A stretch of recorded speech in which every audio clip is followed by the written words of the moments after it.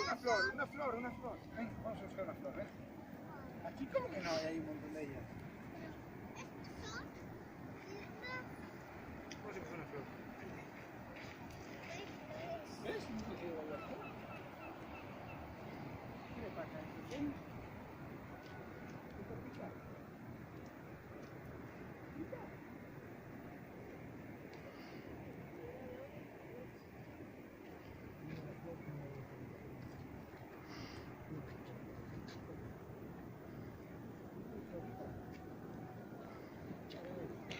Él está dando bonita de sol.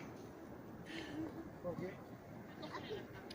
es como tía, pero la flor es como tú, el sol.